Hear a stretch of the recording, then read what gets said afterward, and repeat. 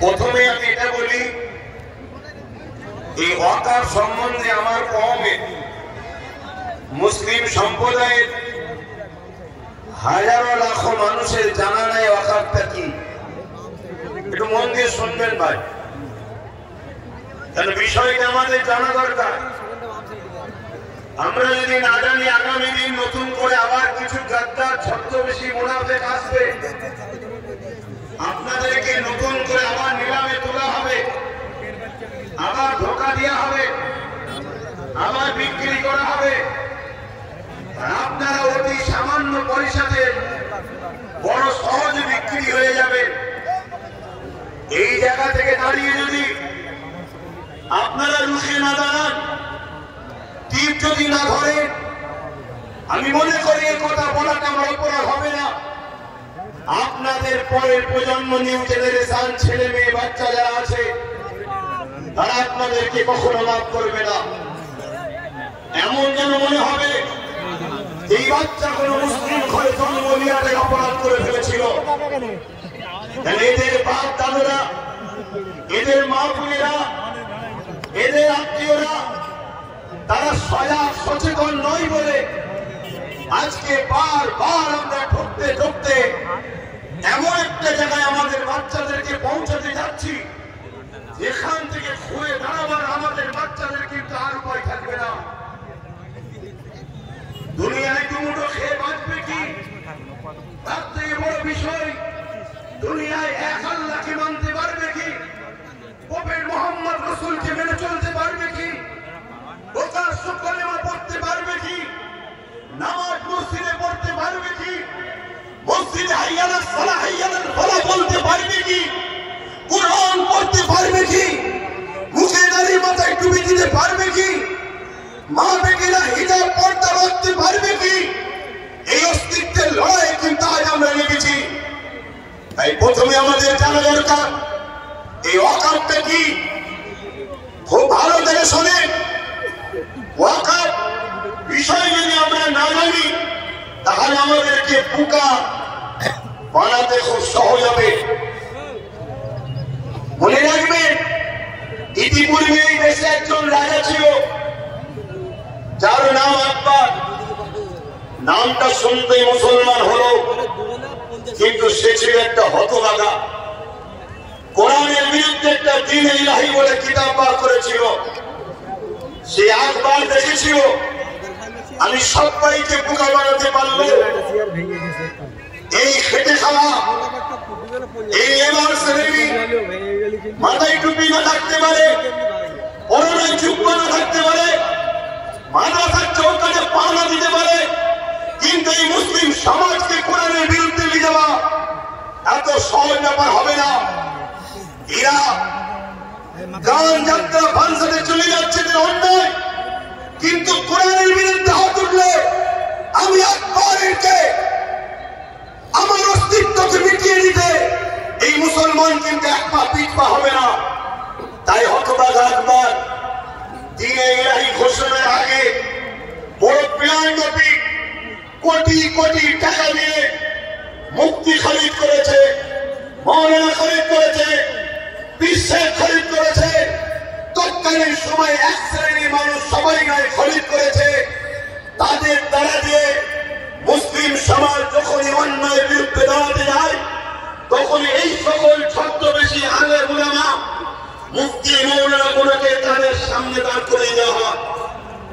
এরা তখন আকবরের পক্ষে বিভিন্ন দলিল খাটিয়ে আকবরের প্রতি টিকিয়ে বাঁচিয়ে রাখার ষড়যন্ত্র করেছে। কিন্তু এক মুজাহিদ দাঁড়িয়েছিল, হযরত মুজাহিদ আল-গযযালি, তিনি কিন্তু আকবরের বিরুদ্ধে সংগ্রাম করল এবং তিনার পক্ষে যারা হকপন্থী আলেম উলামা ছিল, তিনারাও দাঁড়ালেন। সংখ্যা অল্প হতে পারে, কিন্তু মুজাহিদ আল-গযযালি ফতে হয়েছিলেন।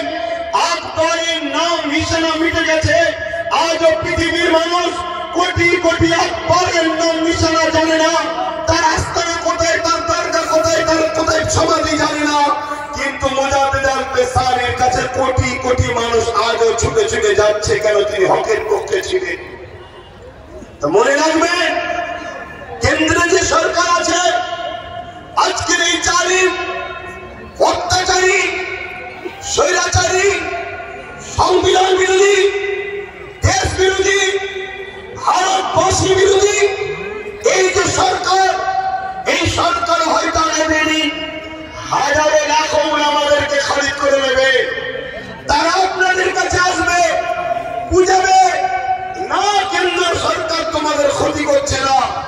তাই আমি জানাতে চাইছি ওয়াকাফটা কি আগে জানুন। কয়েকটা পয়েন্ট আপনাদেরকে বলবো, এগুলো একটু ধৈর্য ধরে শুনতে হবে, কেননা 4টে বাজতে 5 মিনিট বাকি, আর হয়তো 10-15 মিনিট বক্তব্য হবে। আপনাদের ধৈর্য আছে তো নাকি? হাত তুলে বলেন আছে তো নাকি? তবে আমি যারা এই ব্যবস্থা করেছে যদি একটু প্ল্যান মাফিক করতো, আমার মনে হয় আজকে বিজয়গঞ্জের বাজারে এই প্রোগ্রামটা একটা ঐতিহাসিক প্রোগ্রামের রূপ নিত। যেভাবে মানুষগুলো চতুর্দিকে ছড়িয়ে আছে, যদি সংগঠিত ভাবে প্ল্যান মাফিক বসানো যেত তাহলে এই প্রোগ্রামের সৌন্দর্য কিন্তু আরো বহিঃপ্রকাশ হতো। তো যাক, আমরা প্রোগ্রাম সুন্দর করে ভোট লুটতে আসিনি আজকে, কথা শুনছেন? আমরা এসেছি আমাদের নিউ জেনারেশন, আমাদের পরের প্রজন্মকে ধ্বংসের মুখে ঠেলে দিয়ে যেতে পারি না। একজন বাপ হিসাবে, একজন ভাই হিসাবে, একজন চাচা হিসাবে, একজন বন্ধু হিসাবে, একজন সন্তান হিসাবে আপনাদেরকে বুঝাতে এসেছি, ওয়াকাফ অফ করা, উৎসর্গ করা, মানুষ তার নিজের ব্যক্তিগত সম্পদকে খুশি করে আল্লাহর রাহে উৎসর্গ করে। এই উৎসর্গ করার অনেক কটা পদ্ধতি আছে, এই উৎসর্গ করার, দান করার অনেক পন্থা আছে। যেমন একটা হলো মৌখিক উৎসর্গ করা, হেবা করা, দান করা মৌখিক, যে আমার এই সম্পদ আমি বিজয়গঞ্জের ওই বাজার মসজিদকে আমি দান করে দিলাম।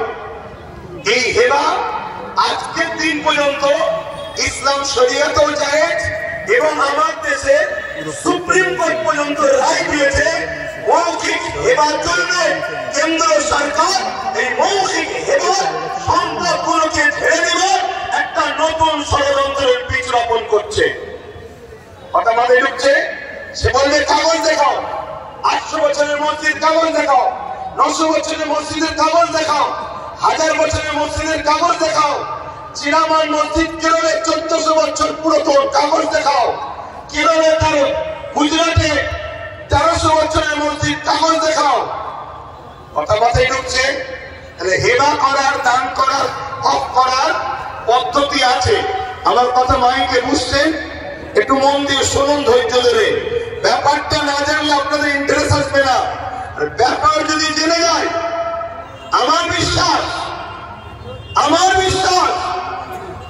আমার কেন্দ্রীয় সরকার যাকে গুরু বলে মানে আমেরিকার ডোনাল্ড ট্রাম্পকেও নিয়ে এলো, ভারতের ইতিহাসে ওয়াকাফকে নিতে পারবে না, এটা চ্যালেঞ্জ দিয়ে যাচ্ছি আমি আপনাদের কাছে।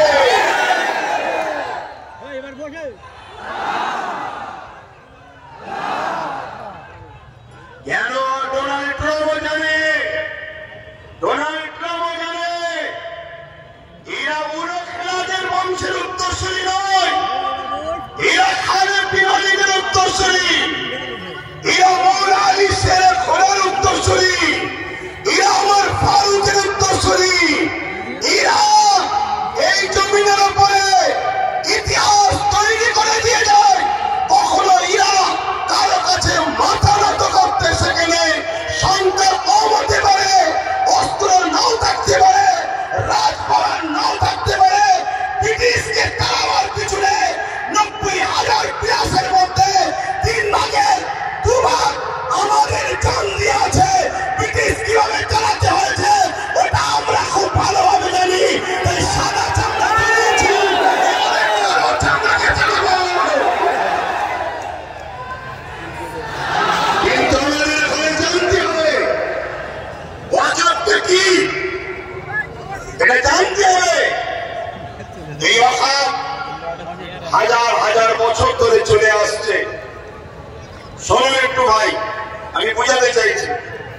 আর যদি বলেন যে না, দু চার কথা বলে যে ছেড়ে দেন, তা ছেড়ে দিচ্ছি।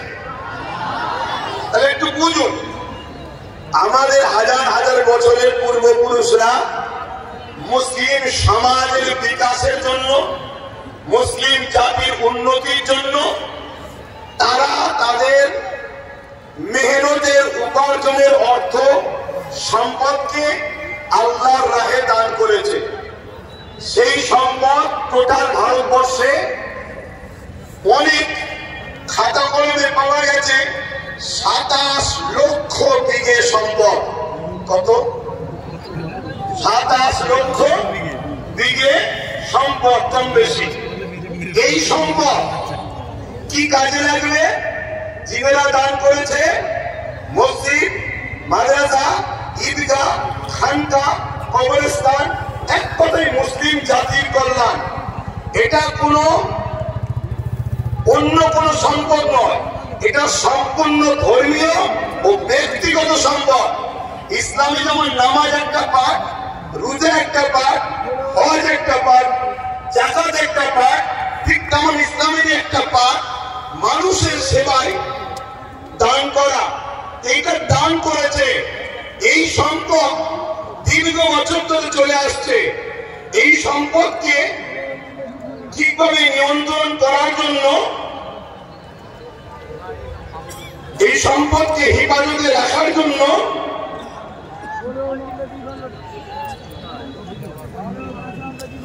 সর্বপ্রথম ভারতবর্ষে 1954 প্রথম একটা আইন তৈরি করা হয়।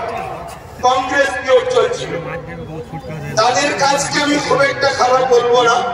তারা চেয়েছিল যাতে করে একটা বোর্ড তৈরি হোক, কমিটি তৈরি হোক, যাতে করে অকাল কোনো নয়ছই না হয়ে যায়, দানকৃত সম্পদ প্রতিটা জায়গায় যেন যায়। তারা বোর্ড তৈরি করলো ঠিকই, কিন্তু ব্যবহারের জায়গায় ঠিকভাবে চলছিল না। তাদের ইচ্ছা ছিল ভালো, কিন্তু কিছু অশুভ লোক ঢুকে যাওয়ার জন্য ওই ওয়াকাফের অর্থ লুট হতে শুরু হলো।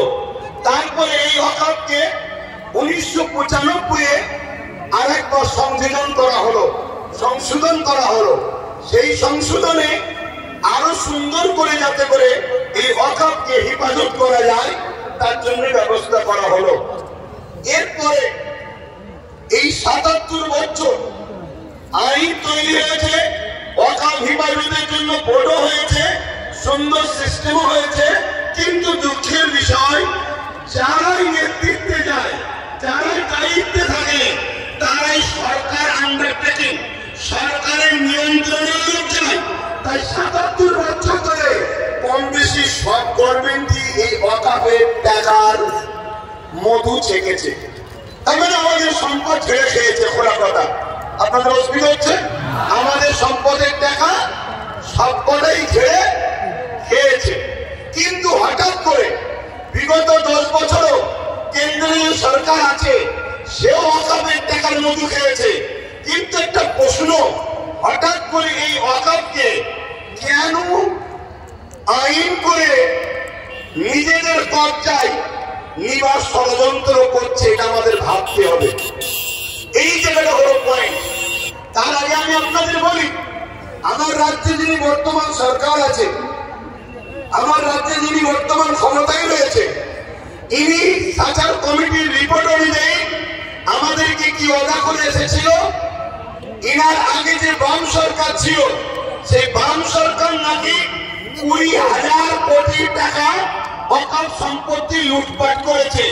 অতএব আমি যদি ক্ষমতায় আসি, মুসলমানদের ওয়াকাফ উদ্ধার করে দেবো। এটা বলেছিল না বলেনি? হাত তুলে বলবেন, বলেছিল বলেনি? হাত তুলে বলেন, বলেছিল না বলেনি? এই অর্ডার করেছিল। আরো অনেক কথা, 10,000 মাদ্রাসা, ফুরপ্রাসিদের রেল, ইটা সিটা বাড়িতে বাড়িতে, মানে দুনিয়ার যা ফেকার ফেকেছিল আমরা মূর্খর মতো নিয়েছিলাম। ওটা ছেড়ে দেন, আমি একটা টপিক নিয়ে আলোচনা করছি। তাহলে ইনি বলেছিলেন উদ্ধার করে দেবো, কিন্তু উনি এসেছেন 2011, আজকে 24, দীর্ঘ 13 বছর প্লাস হতে যাচ্ছে। কিন্তু দুঃখের সাথে বলতে হয়, একটা সম্পদও উদ্ধার হয়নি। আমি 2013-14 থেকে আন্দোলন করছি যে ওয়াকাফকে ফিরিয়ে দিতে হবে, ওয়াকফকে হিফাজত করতে হবে। রাজ্যে যে সরকার আছে তিনি একবার বেগম রোকেয়া রিসার্চ সেন্টার ওয়াকফ ভবন বলে একটা শিলান্যাস করেছিল, ওই শিলান্যাসই হয়েছে, একটা পর্যন্ত এখনো ইট গাঁথা হয়নি। কেন? সব সেটিং ভাবে চলছে। এদের সবার ভাগ সবার মাথায়। মনে রাখবেন আরএসএস বসে আছে, অতএব সমস্ত সম্পদকে আরএসএস এর ফান্ডে দিতে হবে। এটাই হলো ইনাদের মূল পরিকল্পনা। কেন? পুরো দেশ এখন কোন জায়গায় মোদি বসতে পারে, কোন জায়গায় শাহ বসতে পারে, কোন জায়গায় মমতা বসতে পারে, কোন জায়গায় অন্য কেউ দিল্লিতে অন্য কেউ নামে বসতে পারে, কিন্তু মনে রাখবে সবার মাথাতে এই আরএসএস বসে আছে। তাই আরএসএস এর বিনা হুকুমে এরা কখনো কিছু করতে পারবে না। তাই ওয়াকফ ভবন তো শিলান্যাস হলো, কিন্তু টাল বাহানায় ওয়াকফকে রেজিস্ট্রেশন করা, তুলে আনা এমন কোন ব্যবস্থা করলো না। এবং মনে রাখবেন আজকে আইন করার পিছনে উদ্দেশ্যটা কি? এই আইন করার পিছনে উদ্দেশ্য হলো, এখন থেকে অনেক বিষয় করতে গেলে অনেক সময় লেগে যাবে। ৭৭ বছর ধরে কম বেশি সবাই খেয়েছে, এই টুকটুক টুকটুক করে সবাই খেয়েছে।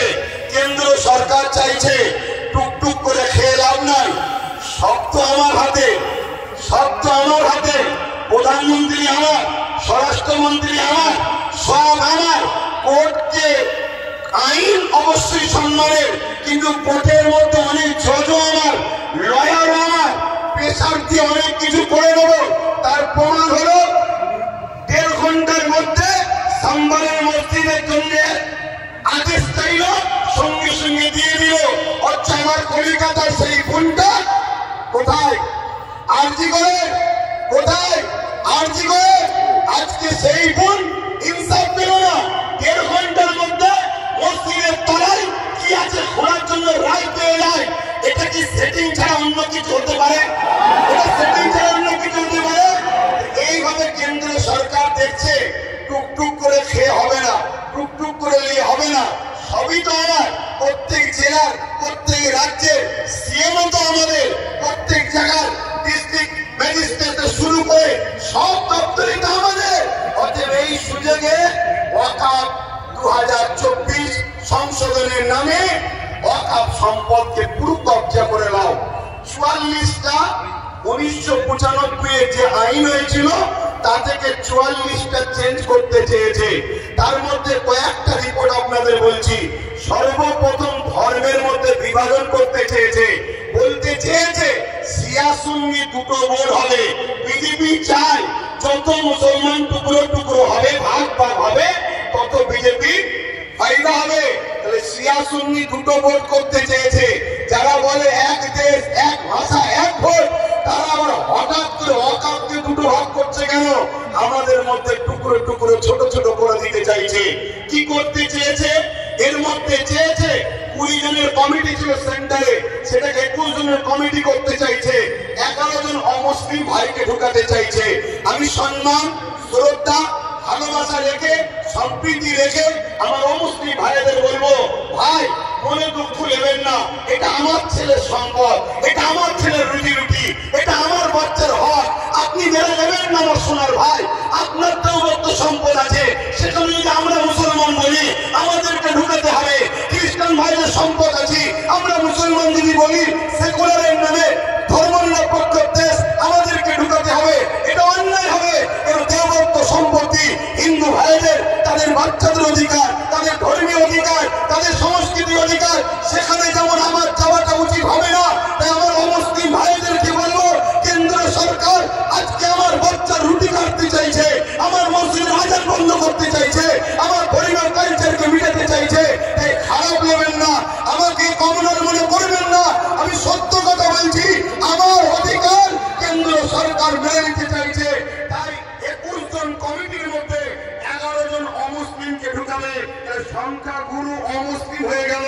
যে কোনো সময় বাকি ১০ জনকে ল্যাং মেরে বাঁধতে দেবে। তাহলে ওয়াকফের মধ্যে আমাদের আর কেউ রইল?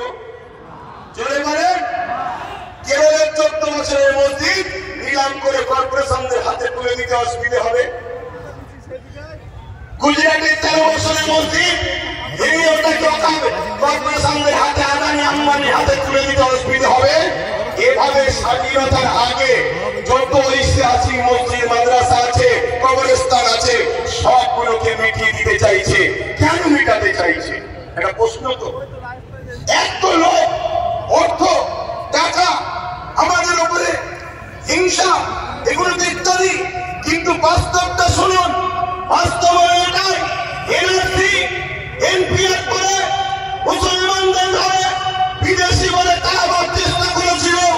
আফগানিস্তান, পাকিস্তান, বাংলাদেশ বিভিন্ন রাজ্য থেকে অমুসলিম ভাইরা এলে তারা নাগরিকত্ব পাবে, মুসলমানরা পাবে না, এই বলে বিভাজন করতে চেয়েছিল। সেই জায়গায় আমি বলেছিলাম অবশ্যই দিন কোনো আপত্তি নাই, কেন আমি বুক ঠুকে জানি বাংলাদেশ থেকে কোনো মুসলমান ভারতে আসেনি, পাকিস্তান থেকে কোনো মুসলমান ভারতে আসেনি, আফগান থেকে কোনো মুসলমান ভারতে আসেনি। তাই আমাদের নাগরিকত্ব কিভাবে প্রয়োজন নয়। আমরা ছিলাম, আমরা আছি, আমরা যেখানকার প্রমাণ দাবি করে ওই যে কেরলের 14 বছরের 1400 বছরের মসজিদ বলে দিচ্ছে 1400 বছর ধরে ভারতে মুসলমান ছিল, আযান ছিল, ইকামত ছিল, নামাজ ছিল। ওই যে গুজরাটের 1300 বছরের মসজিদ বলে দিচ্ছে ভারতবর্ষে মুসলমান ছিল 1300 বছর ধরে, আযান ছিল, নামাজ ছিল। তাই ঐতিহাসিক মসজিদগুলোকে বিরান করে কবরগুলোকে পিটিয়ে দিয়ে এরা সমাজকে দেখাতে চাইছে মুসলমান এদেশে নতুন করে এসেছে, তবে তো এনআরপি করে এনআরসি করে আমাদের তাড়াতে সুবিধা হবে। কথা বুঝছেন না? বলেন না? তাহলে একদিকে যেমন এটা আমার ধর্মকে মিটাবার ষড়যন্ত্র, অপর দিকের পিছনে পুরো ভারতের মুসলমানদের ঘরে নাগরিকহীন করে এদেরকে গণহত্যা করার একটা ষড়যন্ত্র চলছে। মনে রাখবেন, এই জায়গায় আমাদেরকে জীবনের শেষ নিঃশ্বাস দিয়ে হলো আমাদের আকাম, আমাদের মসজিদ, আমাদের মাদ্রাসা, আমাদের কবরস্থান, আমাদের ঐতিহ্য আমাদেরকে বাঁচাবার জন্য সংগ্রাম করে যেতে হবে। এতে আপনারা তৈরি আছেন না? নাই বলে তৈরি আছেন তো নাকি? আর মনে রাখবেন, কেন্দ্রে আজকে যে সরকার আছে কাল গোটা মরে যাবে, অন্যজন আসবে, পরশুদিন আবার কেউ চলে যাবে, অন্যজন আসবে। কত সরকার এসেছে, কত সরকার চলে গেছে, কত রাজ্য এসেছে, কত চলে গেছে। কিন্তু মনে রাখবেন, এই দেশের একটা সংবিধান আছে, এই সংবিধান আমাদের ছিল, আছে, থাকবে। সংবিধান বলছে 1947-এ সংবিধান জানিয়ে দিয়েছে ভারতবর্ষের যেটা মন্দির, মন্দির থাকবে, যেটা মসজিদ, মসজিদ থাকবে, যেটা গুরুদ্বার, গুরুদ্বার থাকবে, যেটা চার্চ, চার্চ থাকবে, যেটা সনাতন ভাইদের চার্চ, যেটা যেটা ছিল 1947 থেকে ওটাকে আর চেঞ্জ করা যাবে না, ওটা ওরকমই থাকবে। তাই এই আইনকে সামনে রেখে আমি বলতে বাধ্য হচ্ছি, কেন্দ্র সরকার শুধু ইসলাম মসজিদ মাদ্রাসার বিরুদ্ধে নয়, কেন্দ্র সরকার আমার দেশের সংবিধানের বিরোধী লেগেছে। অতএব সংবিধান আগে না কেন্দ্র সরকার আগে? সংবিধানকে বাঁচাবার স্বার্থে কেন্দ্র সরকারের বিরুদ্ধে আমাদেরকে বুকে তাজা খুন দিয়ে হলো লড়াই করতে কারা পারবেন? উঠে দাঁড়ান, উঠে দাঁড়ান। লড়াই করতে পারবেন আপনারা, লড়াই করতে পারবেন, লড়াই করতে পারবেন। রাত থেকে অঙ্গীকার নেন, কেন্দ্র সরকারের পক্ষে কারো কথা এই বাংলার বুকে আমরা হতে দেব না। এতে আপনারা রাজি আছেন না?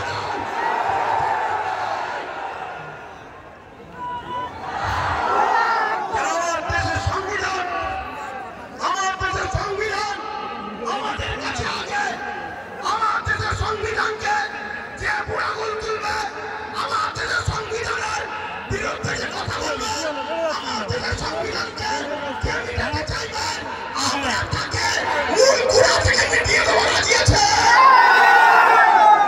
অনেক কষ্ট করে এদের স্বাধীন হয়েছে। হাজারো মুসলমান, হাজারো হিন্দু, হাজারো আদিবাসী, হাজারো দলিত, হাজারো শিখ, পাঞ্জাবিদের রক্তের বিনিময়ে এদের স্বাধীন হয়েছে। অতএব সেই দেশের সংবিধানকে নিয়ে আজকে তুই হতে পার প্রাইম মিনিস্টার, কিন্তু তোমার অধিকার নাই আমার দেশের সংবিধানের উপর হাত দিতে পারে। ঠিক না বেটি? এখানে আর একটা ছোট্ট কালী পূজাই করে করে সুলতানে হিন্দের দরবারে যান আপনারা। কি গো জানতো নাকি? ছোট করে দেবো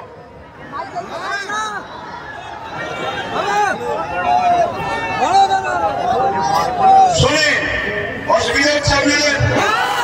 আমি আন্দোলন নামিনি, নেমেছি যখন এ সাত সে দেখে ছাড়বো, কিন্তু আপনারা আছেন মনে রাখবেন। আচ্ছা, এই আন্দোলনটা করবেন কার সাথে? না, এই আন্দোলনে কাদেরকে সাথে আন্দোলন করবে বলুন? কাদেরকে?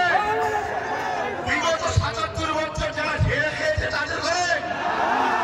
আরে খাওয়া তো শিখালো ৭৭ বছর ধরে। তারা একটা ছোট্ট কথা বলি শোনে, পাড়ায় চোর পড়েছে, শুনছেন তো? পাড়ায় চোর পড়েছে, সবাই বলছে চোর ধরো, চোর ধরো, চোর ধরো। ওই ভিড়েতে চোর ঢুকে যাবে, চোর ধরো, চোর ধরো, চোর ধরো। শুনছেন না, শোনেন না? আমরা কতটা নসিব ফাঁকা দেখুন। আমাদের নিজেদের কর্মের জন্য আমাদের সংখ্যালঘু মন্ত্রীকে, যে কিনা মুসলিম নয়, শুনছেন তো নাকি?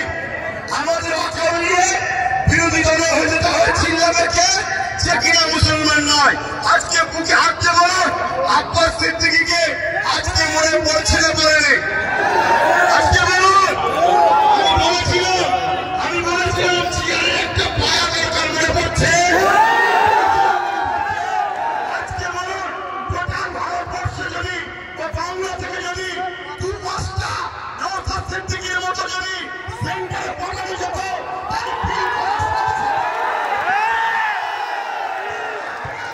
সংবিধানের বিরুদ্ধে কথা বলছিস, কিন্তু আজ আমরা লোভে পড়ে গেলাম আর জালিমদের লুটাতে আমরা হেরে গেলাম।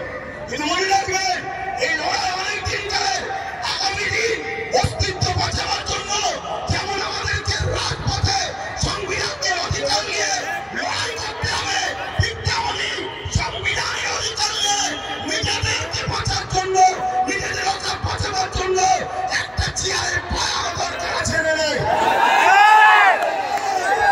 মনে রাখবে, আমাদের ঘরে এখানেও দরকার, ওখানেও পাঠাতে হবে। যখনই সংবিধান বিরোধী কিছু কথা হবে তখনই তারা লড়বে। আজকে বলুন, আব্বাস সিদ্দিকী ভুল করেছিল? এই কত দিন আগে পার্লামেন্টে আমার পশ্চিমবাংলার বিধানসভায় ওয়াকফ নিয়ে আলোচনা হচ্ছিল। বড় বড় দাঁড়িয়ে রাখা মনীষে কলকাতায় দাঁড়িয়ে বড় বড় ফুটানি দিচ্ছিল, ওর মধ্যে ঢুকে একটা ওয়াকফের পক্ষে কথা বলেনি, একটাও কথা বলেনি। আমি আপনাকে রিপোর্ট বলে যাচ্ছি, কেন? ও যদি কথা বলে পরের মেয়ে টিকিট পাবে না, পরের মেয়ে টিকিট পাবে না। এইরকম যদি মোনাফেক মুসলমান আমাদের মাথায় বসে থাকে, তাহলে আমাদেরকে লুটবে না তো কাদেরকে লুটবে? এর জন্য আমাদের দোষ আছে না নাই? আগামী দিন বাচ্চাদের ভবিষ্যতের স্বার্থে ওয়াকফ হলো সব থেকে বড় ইস্যু। এটা যদি মিটে যায় তোমাদের সব অস্তিত্ব মিটে যাবে। ওয়াকফ যখন থাকবে না, তুমি ভারতের স্বাধীনতার আগে দেখছিলে প্রমাণ দেখাতে পারবে না। আরে তোমার মন্ত্রীরাজ থাকার পরে প্রমাণ দেখাতে পারছো না, তারপরে মনে রাখবে তখন তোমাকে বলবে যদিও থাকে থাক, ভোটটা দিতে পারবে না। শুনছেন না, শোনেন না? এই বিরাট বড় নাটক, অনেক বড় চেঞ্জ হয়েছে। মনে রাখবে, বিগত দিন যা বলেছি আজকে সেটা ঘটছে না, ঘটেনি। আজকে যেটা বলছি, যদি ঘুমিয়ে থাকো, অগ্রাহ্য করো, তাহলে আগামী দিন কিন্তু ওগুলো ঘটবে। তখন কিন্তু আব্বাস সিদ্দিকী আর করার জন্য থাকবে না। এটা বলেছি কেন?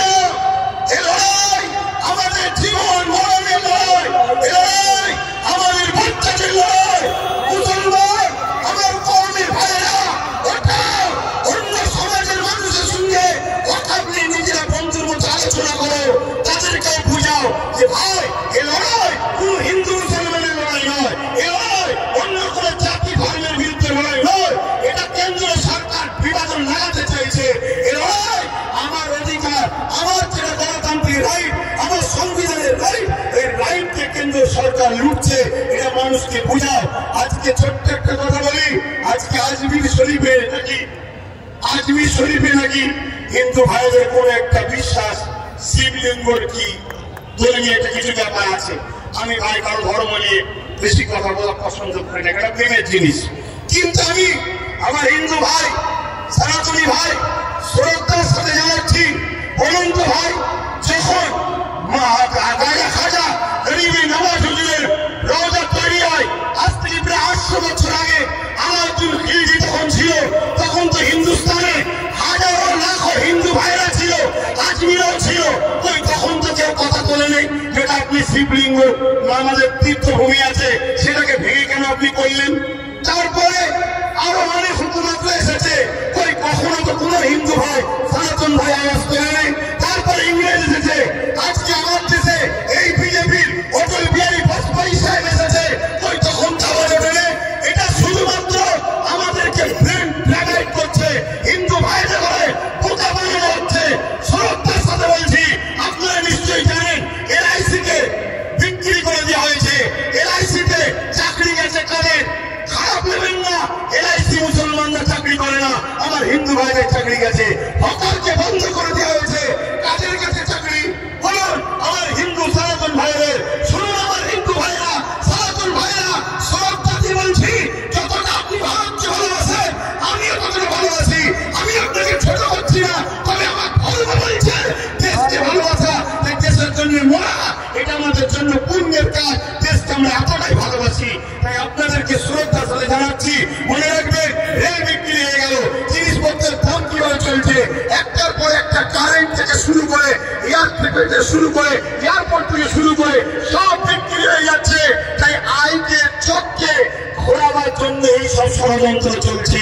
আসুন আমার সনাতন ভাই, আদিবাসী ভাই, দলিত ভাই, সাঁওতাল ভাই, শিখ ভাই, পাঞ্জাবি ভাই, ভারত আপনার, ভারত আমার, ভারত আপনার, ভারত আমার। আমি বলছি ভারত আপনার, আপনার আপনার আপনার, আমি আপনার ভাই, আমারও ভারত। আসুন মিলেমিশে যেভাবে ব্রিটিশের কালো থাকা থেকে আমার দেশকে আজাদ করেছি, এই সকল অশুভ যারা দেশকে লুটছে এদের হাত থেকে আমরা দেশকে আবার নতুন করে ফিরিয়ে সুন্দর করে সাজাবার জন্য কাঁধে কাঁধ মিলিয়ে চলি। মনে রাখবেন আমার সনাতন ভাই, আদিবাসী ভাই, দলিত ভাই, সাঁওতাল ভাই, ভারতবর্ষ হলো একটা গাছ, একটা বট গাছ বলেন আর যে কোনো গাছ বলেন, একটা শক্তিশালী বড় গাছ। এই গাছের অনেক শিকড় আছে, এই শিকড়ের নাম একটা সনাতন, একটা আদিবাসী, একটা দলিত, একটা সাঁওতাল, একটা পাখি। মনে রাখবেন আমার ভাইরা, একটা শিকড়ের নামও মুসলমান। যদি একটা শিকড় কাটে গাছ দুর্বল হবে, অর্থাৎ দেশ দুর্বল হবে। মনে রাখবেন আমরা কারো দয়াতে খাই না, আমরা খাই রাস্তা আল্লাহর দয়াতে খেয়ে থাকি। মনে রাখবেন আজকে সব ষড়যন্ত্র চলেছে, এই ষড়যন্ত্র থেকে আমাদেরকে খুব বুঝে বুঝে পা ফেলতে হবে। তাই এই লড়াই হিন্দুদের বিরুদ্ধে নাকি আদিবাসী, সাঁওতাল, পাখি, খ্রিস্টান না, কোন ভারতীয়দের বিরুদ্ধে লড়াই নয়। এই লড়াই সংবিধানের পক্ষে, সংবিধান মিটানোকারী কেন্দ্র সরকারের বিরুদ্ধে আমাদের এই লড়াই। ঠিক না বেরি? আজকে রাজ্য সরকারকে এখান থেকে বলি, আপনাকে 35 বা 36টা MP দিয়েছে। আমার সরল প্রাণ ভাইরা ভালোবেসে দিয়েছে, ঠিক আছে, আপনাকে বিশ্বাস করেছে। এই বিশ্বাসের ন্যূনতম হকটা আদায় করুন। যদি আপনি বিশ্বাসের উপযুক্ত না হন, আগামী দিন আপনার ব্রহ্মাণ্ডের মতো অবস্থা হবে, সব পরের বিষয়। কিন্তু বিশ্বাসের উপযুক্ত হন। এই ভারতবর্ষে, এই বাংলায় 35 বা 34টা MP দিয়েছে, 34টা। মনে রাখবেন, বিল অকবার নিলে হবে না। অনেকে বলছে অকবার নয়, যদি ক্ষমতা থাকে, কিভাবে দিদিমণি আসার সময় পার্লামেন্টে সংবিধান উল্টো ধরে চিল্লাচ্ছিল, দেখেন না, ছিঁড়াছিড়ি করছিল, ওই রকম ওখানে বক্সিং মারবেন ভেতরে। কথা বুঝতেন না, বলেন না? শেষবার চান্স দিচ্ছি। এই লড়াই সংবিধানকে বাঁচাবার লড়াই, শুধু মুসলমানদের লড়াই নয়, সংবিধানকে বাঁচাবার লড়াই। আপনি সংবিধানের স্বার্থে করেন, আমাদের ভালো যদি নাও চান, কমসে কম সংবিধানকে তো ভালোবাসেন, সংবিধানের স্বার্থে করেন।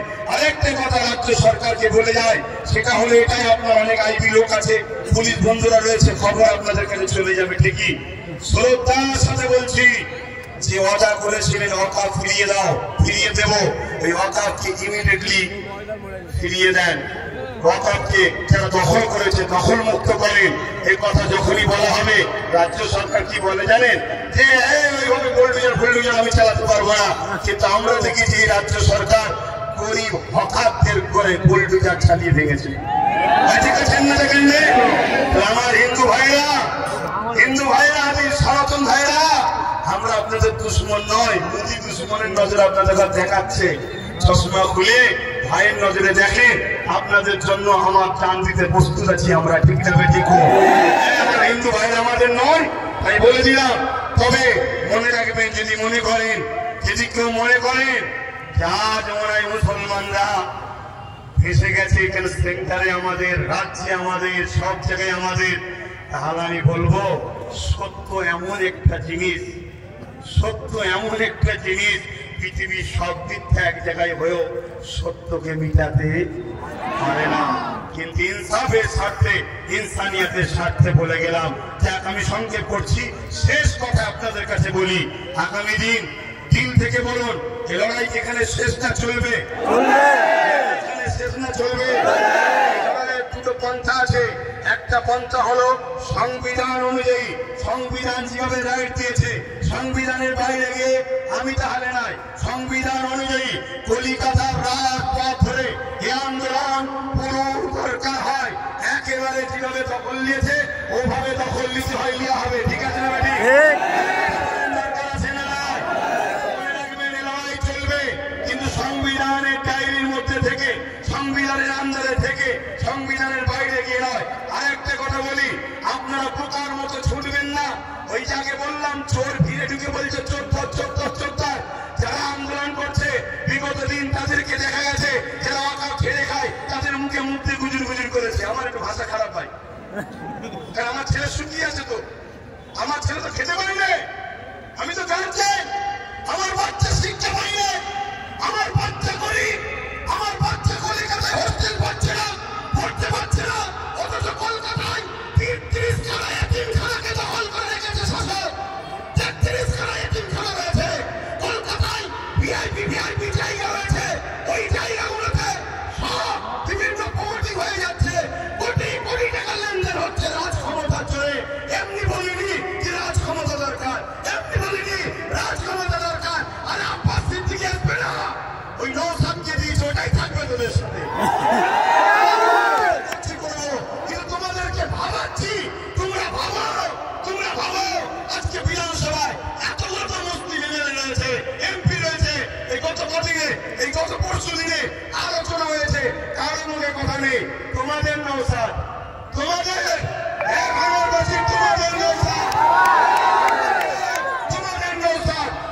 এই ভাঙড়ে পাওয়ার ক্রিকেট যখন তৈরি হয় 3 বিঘে অকাপ জায়গা ঘেরে দিয়েছে। আমি বলে যাচ্ছি, 3 বিঘে অকাপের জায়গা পাওয়ার গ্রিডের নামে লেগে নিয়েছে। পাওয়ার গ্রিডের প্রয়োজন আছে না নাই ভাঙড়বাসী জানে, ও বিষয়ে যাচ্ছি না। আরো জায়গা আছে তো, কিন্তু অকাপ গ্রিডে কেন? কথা বুঝে আসছে? আমি একটা ছোট্ট কথা বলবো, অনেকে বলতে পারে নওশাদ কি করলো। আমি একটা কথা বলবো, আমি বড়, আমার ধর্মীয় হিসাব অনুযায়ী আমার চোখও ভুলে দিতে হবে, ওর বড় ভাই আমি, সম্মানের দিকে। কথা বুঝে আসছে? আমি ওর নাম করতেছি। আমি একটা ছোট্ট কথা বলবো, ভাঙড়ে এয়ারপোর্টের নামে জমি নিতে গেছিল, জানেন তো? নিতে পেরেছে? এটা তোমরা বেঁচে, তোমরাই তোমাদের নিজেদের তকদিরকে, আল্লাহ হুকুম তো বটে, করেছো ভালো। কি যদি ও না থাকতো, অন্য কেউ থাকলে একদিন সই করে জমিলে লাখ লাখ হাজার মুসলমানদের ঘর উৎসব হয়ে যায়। কথা মাথায় ঢুকছে? কিন্তু ওই নেশার গোড়া কোনো কাটেনি। শুধু একটাই করো, যেখানে মুসলমান গ্রুপ বেশি হয় কেস দিয়ে তুলে দাও, নাই ফোটাফুটিতে ভাগ করে দাও, আর না হয় জমি অধিগ্রহণের নামে কেড়ে দাও। তো ভাই, আমি আর কথা বলবো না। আগামী দিন আপনারা আমার সাথে আছেন তো নাকি? আছেন তো নাকি? সত্য হাত তো এটা কোনো কথা নাই তো? আমি কষ্ট করে যেতে হবে, গাড়ির পয়সা খরচ করে। সরকার নয়, আমি সরকারি ফান্ড নেই, সরকারি ফান্ড নেই। আর আমাকে পিছন থেকে সরকারও দেয়নি যে আব্বাস তুমি একটু নেমে যাও। আমাকে বলো নি, শুধু এইদিকে বলো না, আগামী যে খাবে সেও চোর, এক টাকা যে খাবে সেও চোর। কথা বুঝে আসছে না? নাই তো সেই জায়গায় হাত নামান।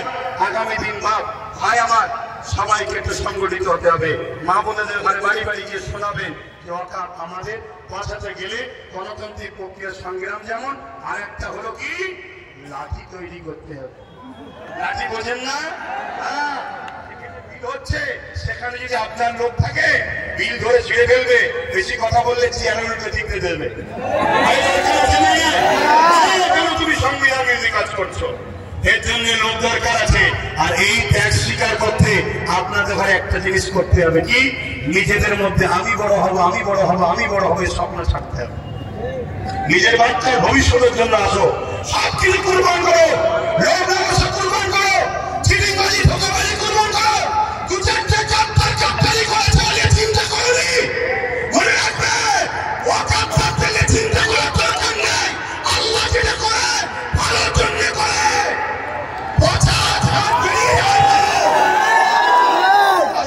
কোনো কিছু আটকাই না।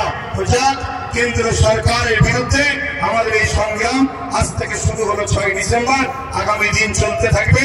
শেষ কথা আবার বলি, বাবরি মসজিদ ইনশাআল্লাহ, বাবরি মসজিদ ইনশাআল্লাহ, বাবরি মসজিদ ইনশাআল্লাহ, বাবরি মসজিদ ইনশাআল্লাহ আল্লাহ করে তুলে বলেন হবে